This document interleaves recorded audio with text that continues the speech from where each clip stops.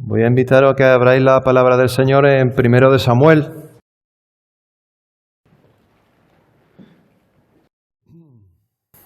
Capítulo 1. Y hoy nos vamos a detener en la oración de Ana. Nunca había predicado sobre la oración de Ana, es la primera vez, pero la verdad que es una historia tremenda. Y yo lo he titulado La oración de Ana, la mujer escuchada por Dios. Y ahora veremos por qué. Este capítulo, hermanos, nos va a servir para entender cómo tiene que ser nuestra relación con Dios. Y también para entender especialmente cómo tiene que ser nuestra adoración hacia Dios. Ana era una mujer que amaba al Señor por encima de todas las cosas, incluso por encima de las circunstancias que le tocó vivir. Y aunque no era perfecta, porque era una persona pecadora como todos nosotros, sí que el Señor tocó su corazón y su vida, incluso en momentos difíciles. Había momentos en su vida en los que ella no entendía el por qué le estaba pasando lo que le había tocado vivir. Y sin embargo, incluso en esos instantes, ella se mantuvo fiel al Señor. En 1 de Samuel encontramos un secreto. Encontramos el secreto para que cuando a nosotros también nos pase, seamos capaces de reaccionar de la misma forma que Ana. Y al mismo tiempo se nos muestra las consecuencias que tuvo la manera en la que Ana adoró al Señor, tanto en su propia vida como en la vida de las personas que le rodeaban. Porque el Señor bendijo a Ana y por medio de Ana el Señor también bendijo a su familia y incluso el Señor bendijo a su propio hijo. Además, el Señor quiso que la historia de Ana quedase plasmada en las Escrituras para que las generaciones posteriores, entre las que nos encontramos nosotros mismos, aprendiéramos de ello. Así que, aunque es una historia lejana en el tiempo, la verdad que es una historia cercana porque podemos identificarnos con Ana. Y ahora, a lo largo del mensaje, lo vamos a ir viendo. Y hablando un poquito de 1 de Samuel, tened en cuenta que este libro fue escrito no para una élite, no para los sacerdotes, sino que fue escrito para todo el pueblo. Fue escrito para que todo el pueblo y para que nosotros mismos pudiéramos entender tres cosas. Que pudiéramos entender quién era Dios, cómo era Dios y qué quiere Dios de nosotros. Esas tres cosas. Así que cuando leamos Samuel y también los 2 libros de Reyes, debemos hacerlo con esta idea. ¿Qué es lo que estoy leyendo aquí? ¿Y qué me está diciendo Dios acerca de cómo es Él, de quién es Él y qué quiere Él de mí? Ese es el enfoque que le tenemos que dar. Y también antes de empezar con la lectura, ya seas creyente o no, hay una cosa que quiero decirte. No hay nada más importante en este mundo que conocer cómo es Dios, quién es Dios y qué quiere Dios de tu vida. Así que, ya seas creyente o no, este mensaje es importante para ti. Y te invito a abrir bien los oídos. Como decía el Señor Jesús, el que tiene oídos para oír, que oiga, ¿no? Pues es momento de oír. No a mí, sino a la palabra del Señor. Vamos a leer en 1 de Samuel, capítulo 1, los primeros 20 versículos. Dice así la palabra del Señor. Hubo un varón de Ramataim de Zofín, del monte de Efraín, que se llamaba Elcana, hijo de Jeroam, hijo de Eliú, hijo de Tou, hijo de Zuf, efrateo. Y tenía él 2 mujeres, el nombre de una era Ana y el de la otra Penina. Y Penina tenía hijos, mas Ana no los tenía. Y todos los años aquel varón subía de su ciudad para adorar y para ofrecer sacrificio a Jehová de los ejércitos en Silo, donde estaban 2 hijos de Elí, Ofni y Finés, sacerdotes de Jehová. Y cuando llegaba el día en que Elcana ofrecía sacrificio, daba a Penina su mujer, a todos sus hijos y a todas sus hijas, a cada uno su parte. Pero a Ana daba una parte escogida porque amaba a Ana, aunque Jehová no le había concedido tener hijos. Y su rival la irritaba enojándola y entristeciéndola porque Jehová no le había concedido tener hijos. Así hacía cada año. Cuando subía a la casa de Jehová la irritaba así, por lo cual Ana lloraba y no comía. Y Elcana su marido le dijo: Ana, ¿por qué lloras? ¿Por qué no comes? ¿Y por qué está afligido tu corazón? ¿No te soy yo mejor que 10 hijos? Y se levantó Ana después que hubo comido y bebido en Silo. Y mientras el sacerdote Elí estaba sentado en una silla junto a un pilar del templo de Jehová, ella con amargura de alma oró a Jehová y lloró abundantemente. E hizo voto diciendo: Jehová de los ejércitos, si te dignares mirar a la aflicción de tu sierva, y te acordares de mí y no te olvidares de tu sierva, sino que dieres a tu sierva un hijo varón, yo lo dedicaré a Jehová todos los días de su vida, y no pasará navaja sobre su cabeza. Mientras ella oraba largamente delante de Jehová, Elí estaba observando la boca de ella. Pero Ana hablaba en su corazón y solamente se movían sus labios, y su voz no se oía, y Elí la tuvo por ebria. Entonces le dijo Elí: ¿Hasta cuándo estarás ebria? Digiere tu vino. Y Ana le respondió diciendo: No, señor mío, yo soy una mujer atribulada de espíritu. No he bebido vino ni sidra, sino que he derramado mi alma delante de Jehová. No tengas a tu sierva por una mujer impía, porque por la magnitud de mis congojas y de mi aflicción he hablado hasta ahora. Elí respondió y dijo: Ve en paz, y el Dios de Israel te otorgue la petición que le has hecho. Y ella dijo: Halle tu sierva gracia delante de tus ojos. Y se fue la mujer por su camino, y comió, y no estuvo más triste. Y levantándose de mañana adoraron delante de Jehová, y volvieron, y fueron a su casa en Ramá. Y Elcana se llegó a Ana su mujer, y Jehová se acordó de ella. Aconteció que al cumplirse el tiempo, después de haber concebido Ana, dio a luz un hijo, y le puso por nombre Samuel, diciendo: por cuanto lo pedía Jehová. Esta es la historia. Y para comprender qué es lo que está pasando aquí, debemos entender qué está pasando primero en Israel. Elcana y su familia se mueven en un contexto histórico y tenemos que entenderlo para ver cuál era la realidad y por qué hacen lo que hicieron. Mirando lo que pasa en Israel como nación, estamos en una época en la que no hay reyes. Ahora mismo Israel está gobernado por jueces puestos por el Señor, y entre otras cosas se encargaban de que el pueblo cumpliera con la ley y con la voluntad de Dios. Podéis leerlo más en detalle y os lo recomiendo en los primeros capítulos de Jueces. Pero acercándonos un poco más, como si hiciéramos zoom con una cámara, si nos fijamos en la familia de Elcana, vemos que como parte del cumplimiento de la ley de Dios, ellos subían cada año a adorar al Señor al tabernáculo. Y en aquella época el tabernáculo estaba en la ciudad de Silo. Así que ellos van a Silo a adorar al Señor y a ofrecerle sacrificio y ofrenda. Lo primero que nos llama la atención leyendo los primeros 5 versículos de 1 de Samuel es que la situación en la familia de Elcana no era la ideal. No era la ideal. En su casa había problemas bastante gordos que estaban afectando a la convivencia en su casa. Dice el versículo 2 que Elcana, tenía 2 mujeres. El nombre de una era Ana, el de la otra Penina. Y Penina tenía hijos, mas Ana no los tenía. Y todos los años aquel varón subía de su ciudad para adorar y ofrecer sacrificio a Jehová de los ejércitos en Silo, donde estaban 2 hijos de Elí, Ofni y Finés, sacerdotes de Jehová. Y cuando llegaba el día en que Elcana ofrecía sacrificio, daba a Penina su mujer, a todos sus hijos y a todas sus hijas, a cada uno su parte. Pero a Ana daba una parte escogida porque amaba a Ana, aunque Jehová no le había concedido tener hijo. Aquí tenemos un panorama general de la familia de Elcana. Y vemos que Elcana, aunque era un hombre de Dios, no podemos decir que fuera un marido ideal. Tenía más de una mujer, eso era común en aquella época, pero no era lo ideal establecido por Dios.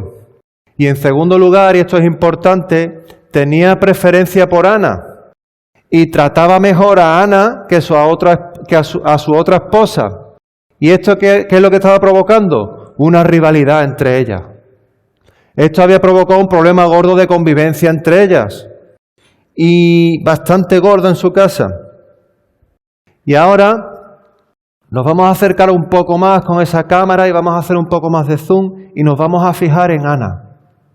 Nos vamos a fijar en Ana para ver qué nos enseña el Señor por medio de su vida. ¿Qué estaba viviendo y qué estaba sintiendo Ana? ¿Qué podemos aprender de todo ello? ¿Y cómo podemos ponerlo en práctica en nuestra vida? Ese es nuestro objetivo con la ayuda del Señor. Y aquí vemos 6 cosas principalmente. Lo primero que aprendemos en esta historia es a aceptar los planes del Señor, aun cuando vayan en contra de los nuestros. Mirad lo que le estaba pasando a Ana. El tener hijos o no era una concesión del Señor.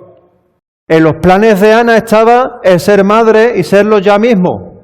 Ese era el plan de Ana. Pero eso no estaba en los planes de Dios. Y Ana oraba al Señor un año y otro y otro. Era cuestión de años orando al Señor y Ana no tenía hijos porque el Señor no se los concedía, porque no estaban los planes del Señor. A veces tenemos planes que pensamos que son los mejores.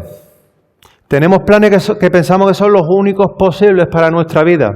Sin embargo, Dios nos dice que no. Dios siempre responde a nuestras oraciones, pero hay veces que responde que no. Y no entendemos el por qué. Y esto exactamente es lo que le estaba pasando a Ana. Ana quería un hijo y Dios le dijo que no, que le tocaba esperar un tiempo. Pensaba que el mejor plan para su vida era ser madre, pero Dios le hizo esperar. ¿Y cómo reaccionó Ana ante todo esto? ¿Qué hizo Ana?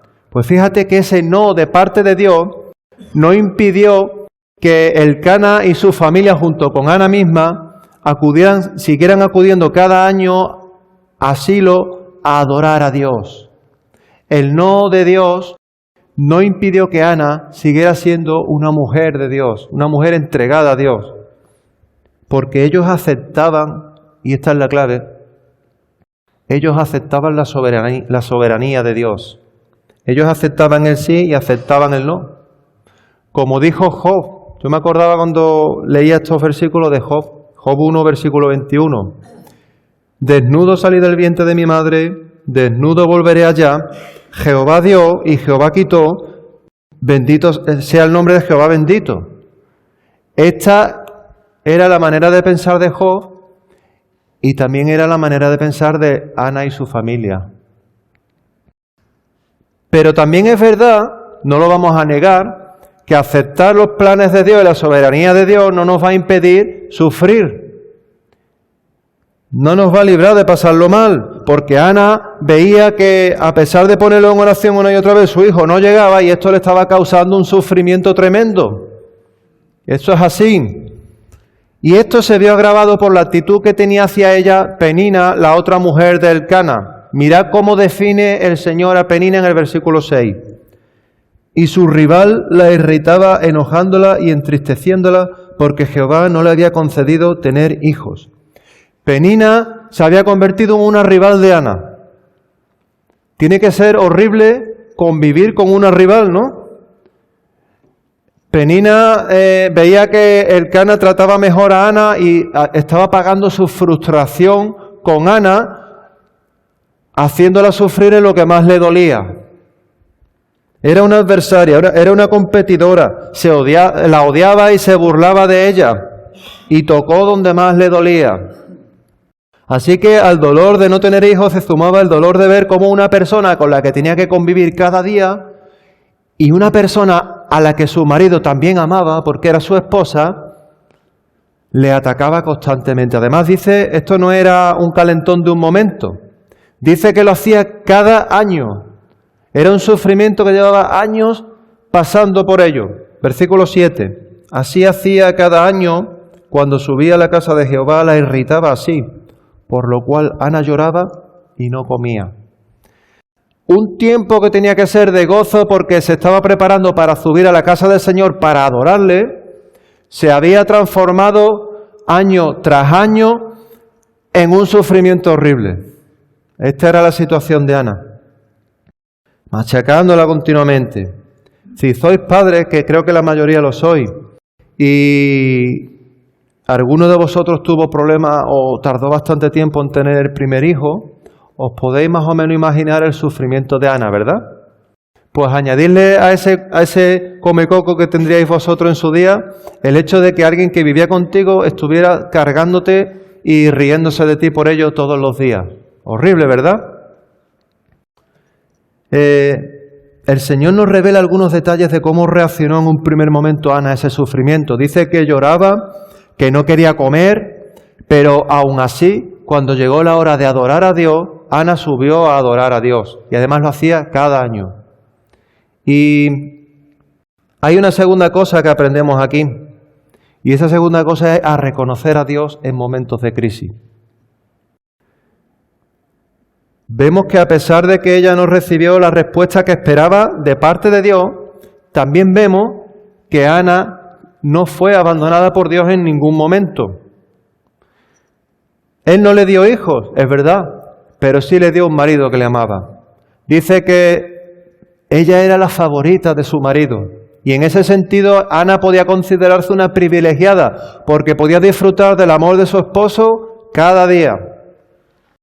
Dice el versículo 8, Elcana su marido le dijo, Ana, ¿por qué lloras? ¿Por qué no comes? ¿Y por qué está afligido tu corazón? ¿No te soy yo mejor que 10 hijos?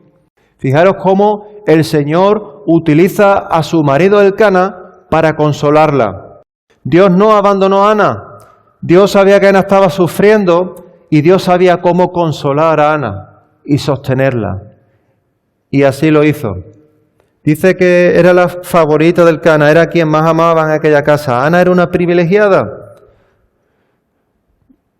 Y aplicándolo a nosotros, muchas veces nos fijamos en lo que no tenemos y se nos olvida lo que tenemos.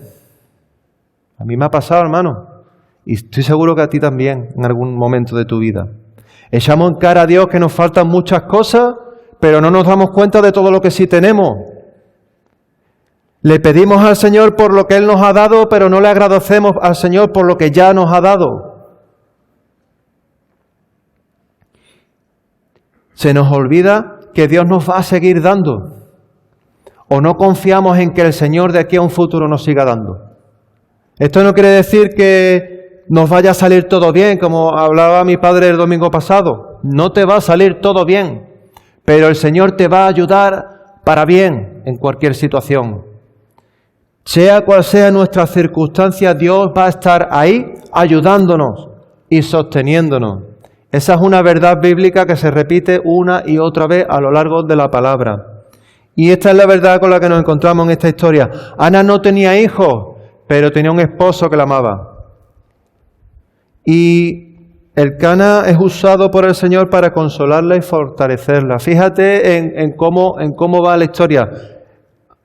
Ana está llorando, no quería comer, llega su esposo y la consuela, y después de consolarla, Ana coge un poco de fuerza y finalmente come y acude a adorar a Dios. Versículo 9, dice que Ana se levantó Ana después que hubo comido y bebido en Silo, y mientras el sacerdote Elí estaba sentado en una silla junto a un pilar del templo de Jehová, ella con amargura de alma oró a Jehová y lloró abundantemente. No se le fue la amargura, no se le fue ese comecoco que tenía en la cabeza, pero el Señor le dio fuerza, la suficiente como para comer y subir a adorarle. Es muy fácil ver la mano de Dios cuando nos van bien las cosas, que sí. Pero qué difícil es algunas veces ver la mano de Dios cuando te sale todo al revés, ¿a que sí? Pero la mano de Dios está ahí. Cuando en nuestra propia vida lleguen esos tiempos que llegarán con la ayuda del Espíritu Santo, podemos y debemos reconocer la mano de Dios a nuestro lado y reconocer su presencia. Y aquí me acordé del Salmo 13. El Salmo 13, el salmista está en la misma situación. Y en el versículo 1 del Salmo 13 empieza a hacerle preguntas al Señor y le dice, ¿hasta cuándo, Jehová, me olvidarás para siempre? Eso era lo que tenía él en su corazón. ¿Hasta cuándo esconderás tu rostro de mí? Le estaba saliendo todo al revés. Pero luego en el versículo 5 le dice: mas yo en tu misericordia he confiado. Mi corazón se alegrará en tu salvación. Cantaré a Jehová porque me ha hecho bien. El Salmo 13 es el principio bíblico que hemos visto en 1 Samuel 1 puesto en práctica. Hay una tercera cosa que aprendemos aquí y es la necesidad de buscar tiempo para estar a solas con Dios.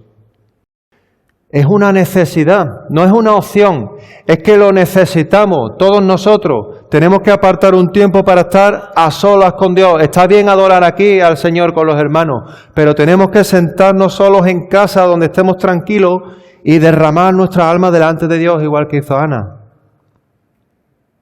Fíjate en algo muy importante que nos revela los versículos 9 y 10. Está claro que el hecho de tener hijos o no era algo que afectaba no solo a Ana, sino a Elcana, ¿verdad? Ana era la madre, pero Elcana iba a ser el padre. Entonces, afectaba a toda la familia. Pero esa situación, en esa situación, aún así, Ana sintió la necesidad de subir y adorar a Dios a solas. Ella había subido a Silo a adorar a Dios con su familia, bien, eso tuvo su tiempo, pero ella también reservó un rato para estar a solas con Dios y subió una segunda vez al tabernáculo para orar a Dios en una esquina a solas, sin nadie más, ella y Dios. Era un tiempo especial para tener un rato de comunión íntima con Dios. En momentos en que las cosas se nos van de las manos, en momentos de crisis, en momentos en que no entiendes qué está pasando, puedes sentir la tentación de rebelarte contra Dios. ¿Hasta cuándo, Dios, esconderás tu rostro de delante de mí? Pero también puedes sentir la tentación de estar tan agobiado que no te apetece ni orar ni abrir la Biblia. Pero precisamente en esos momentos cuando más falta nos hace pasar tiempo a solas con Dios, a solas con su palabra y a solas en oración. Ana tenía dos opciones: alejarse de Dios y rebelarse contra Él, o acercarse aún más a Dios. Y el Señor la guió para tomar la decisión correcta. Ella subió al templo, pasó un tiempo de oración a solas con su Señor y dice que allí derramó su alma delante de Él. Versículo 11. E hizo voto diciendo: Jehová de los ejércitos, si te dignares mirar a la aflicción de tu sierva y te acordares de mí y no te olvidares de tu sierva, sino que dieres a tu sierva un hijo varón, yo lo dedicaré a Jehová todos los días de su vida y no pasará navaja sobre su cabeza. Ana dedicó su primer hijo al Señor. Aquí está hablando Ana de presentar a su hijo como nazareo delante de Dios. Los nazareos eran hombres dedicados especialmente a Dios. Y entonces cuando llegara el momento, Ana llevaría a su hijo al templo para que viviera en el templo con los sacerdotes en vez de vivir con ella. ¿Te das cuenta del sacrificio que eso implicaba? Después de tantos años, imagínate tú mismo, ¿no? Después de varios años o de varios meses orando al Señor para que te diera tu primer hijo, resulta que cuando te lo da, en vez de tenerlo en la cunita contigo, yo me acuerdo la primera vez que trajeron a las niñas, las enfermeras con su... Yo nunca he vuelto a peinarla como la peinaron las enfermeras, con su colonia, con su rayita al lado. Y ahora coger a ese niño y decir: no, toma, para ti, para el sacerdote. Yo no lo haría. Hasta ese punto Ana se tomó en serio su relación con Dios y hasta ese punto era íntima la relación entre Ana y el Señor. Mirad otro detalle importante, hermano. ¿Le pide Dios en algún momento a Ana que le entregue a su hijo? No. Fue algo que salió de iniciativa de ella. Ana podía haberse rebelado y separado de Dios. Sin embargo, toda aquella situación lo que provocó es que Ana se uniera aún más al Señor hasta el punto de estar dispuesta a entregarle lo que más quería. ¿Os dais cuenta? Es tremendo. Y no es porque Ana fuera mejor que nadie, sino porque Dios le guió en todo ese camino. Dios estuvo a su lado en los momentos malos y Dios le ayudó a tomar decisiones que la bendijeron a ella, bendijeron a su familia y fue un testimonio que tenemos aquí para la gloria de Dios. Hay una cuarta cosa que aprendemos aquí, y es a adorar a Dios con una actitud correcta.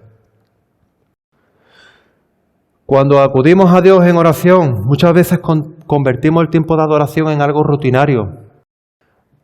Ana adoraba a Dios todos los años en el templo. Adoraba a Dios con su familia en su casa. Estoy seguro que todos los días acudía a Dios en oración, pero para ella de ninguna manera aquello era algo rutinario. Cuando acudía a adorar al Señor, para ella era algo solemne, era algo grande. Y hasta tal punto de que se olvidaba de todo lo que tenía a su alrededor. Y esto nos damos cuenta leyendo este pasaje. Mirad el versículo 12. Mientras ella oraba largamente delante de Jehová, Elí estaba observando la boca de ella. Pero Ana hablaba en su corazón y solamente se movían sus labios y su voz no se oía. Y Elí la tuvo por ebria. Entonces le dijo Elí, ¿hasta cuándo estarás ebria? Digiere tu vino. Y Ana le respondió diciendo, no, Señor mío, yo soy una mujer atribulada de espíritu. No he bebido vino ni sidra, sino que he derramado mi alma delante de Jehová.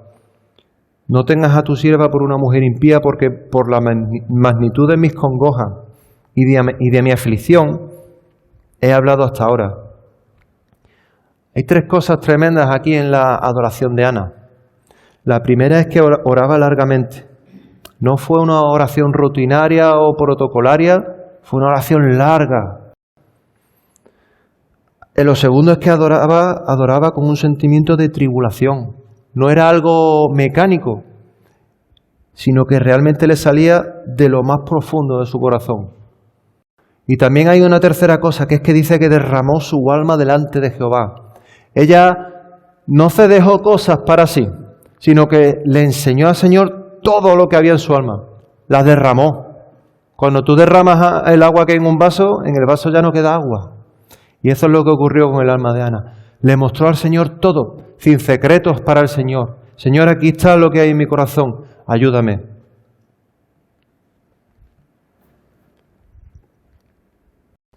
Era un momento de intimidad absoluta entre Dios y Ana, y ella se olvidó de todo lo demás. Se olvidó de las apariencias, se olvidó de si su oración era más bonita o menos bonita, se olvidó de la gente que tenía a su alrededor. Le daba igual que el sacerdote Elí estuviera allí sentado en una silla y pensara que estaba borracha. Es que ni siquiera pensó en eso. Derramó su alma delante de Dios. Y hermano, yo pregunto, ¿cómo es nuestra adoración delante de Dios? ¿Podemos decir que nuestra adoración es como la de Ana? No digo ni que sí ni que no. Es una pregunta para que nosotros mismos examinemos nuestro corazón y veamos si realmente adoramos al Señor como Él nos muestra en esta historia.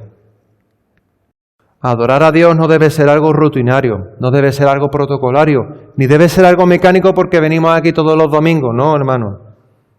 Esto sí lo comparto con el Señor, pero esto no, esto me lo guardo, ¿no, hermano? Derrama tu alma delante de Él y Él hará lo que tenga que hacer. Aquí hay una quinta cosa que vemos que es muy importante para nosotros y es el efecto de la adoración. El efecto de la adoración. Aunque en un primer instante el sacerdote Elí no se dio cuenta, luego inmediatamente sí se dio cuenta y vio que ella estaba adorando al Señor de una manera sincera. Y mirad lo que le dijo en el versículo 17. Elí respondió y dijo, ve en paz, y el Dios de Israel te otorgue la petición que le has hecho. Y ella dijo, halle tu sierva gracia delante de tus ojos. Y se fue la mujer por su camino y comió y no estuvo más triste. Cuando Ana terminó su oración, ya no estuvo más triste. ¿Había respondido Dios a su oración? No. ¿Tenía el mismo problema Ana después de terminar la oración que antes de empezarla? Sí. Pero no estuvo más triste. ¿Sabes por qué? Porque derramó su alma delante de Dios. Ella no sabía qué ocurriría en el futuro, pero aquella adoración, aquel tiempo a solas con Dios fue como un bálsamo, como una medicina para ella que le ayudó a cobrar fuerza. Seguía sin tener las cosas bajo control, seguía igual de impotente la situación de lo que estaba pasando, pero había una diferencia que es que ya había derramado su alma delante de Dios. Tenía fe de que de una manera u otra el Señor estaba con ella y le ayudaría. Esa era la diferencia. La oración tiene el poder de liberar las cargas que tenemos en nuestra alma y depositarlas sobre el Señor. No porque nosotros seamos mejores que nadie, sino porque el Señor nos da esa bendición. Es mérito de nuestro Señor, es un regalo de nuestro Dios.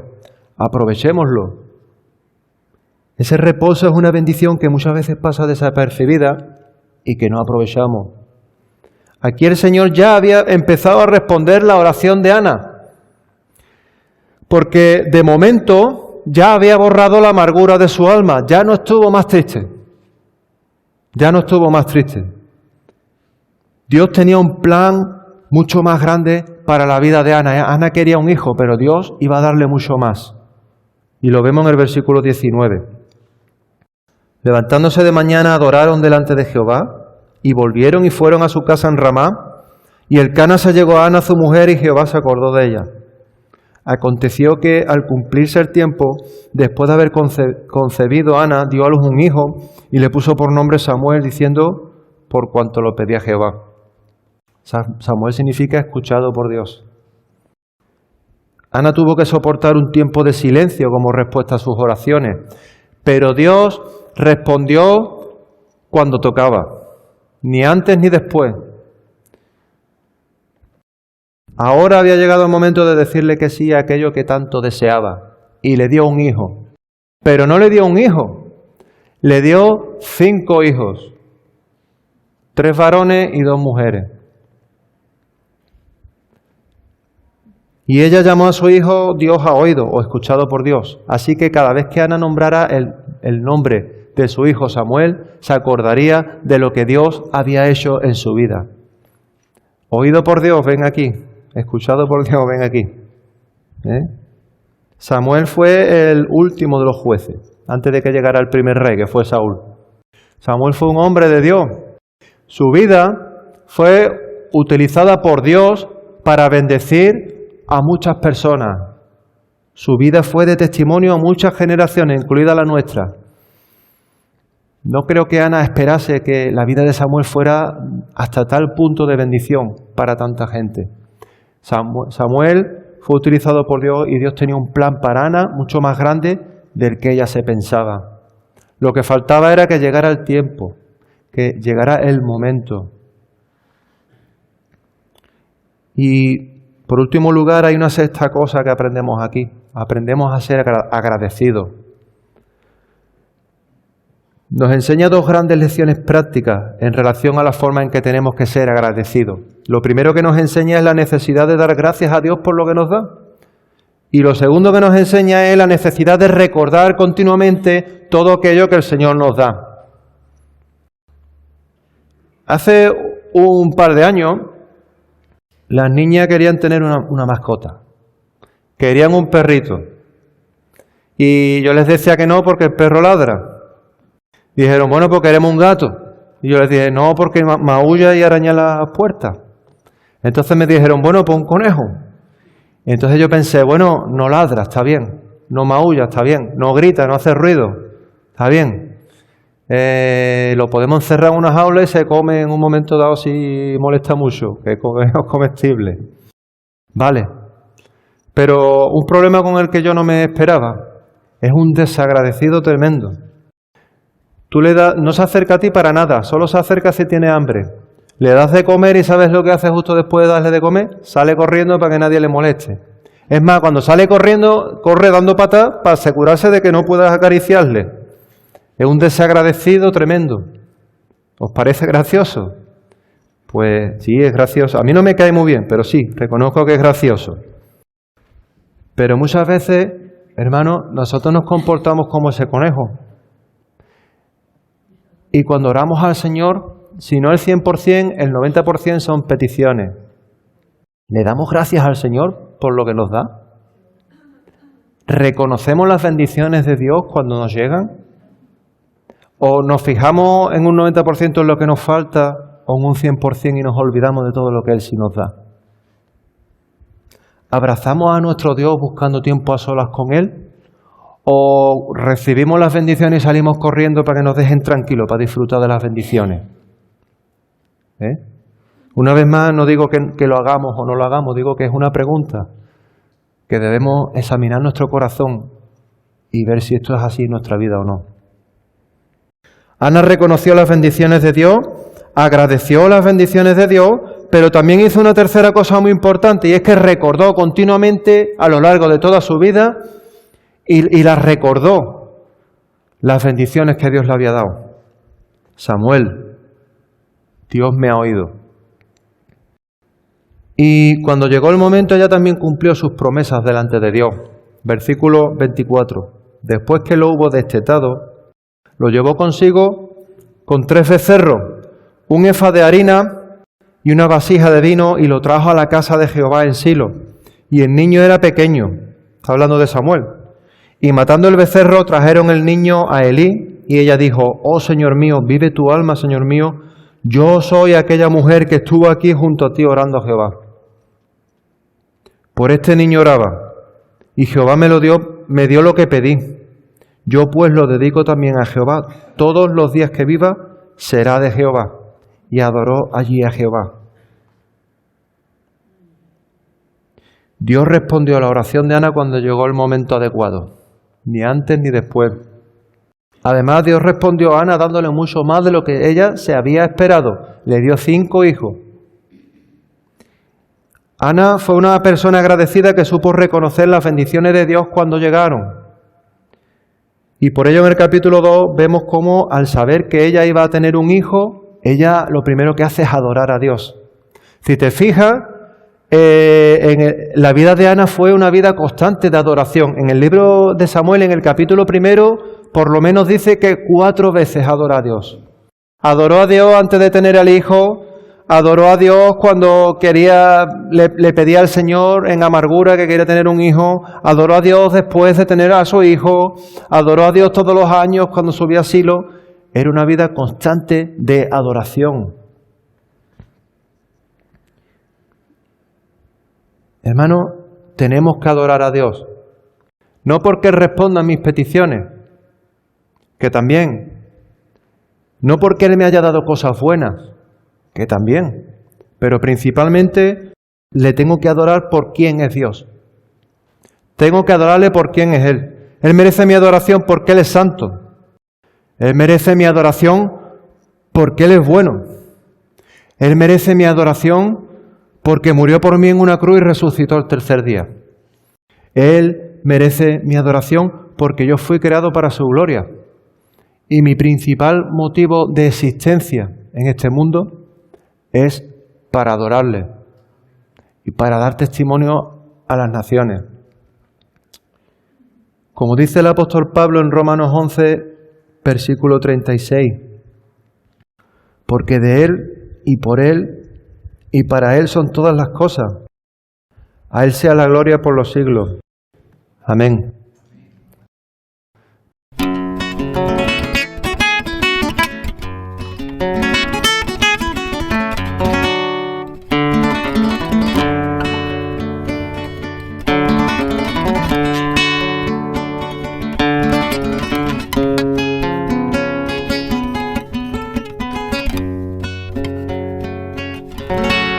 A solas quiero hablar contigo, lo que nadie sabe. A solas quiero confesarme que ya no camino, que no vivo como antes. A solas, cuando todos duerman, cuando el sol se esconda, a solas conversaré contigo, lo que nunca he dicho, me encuentro vencido, casi destruido. A solas, dime lo que no he de hacer, dímelo a solas.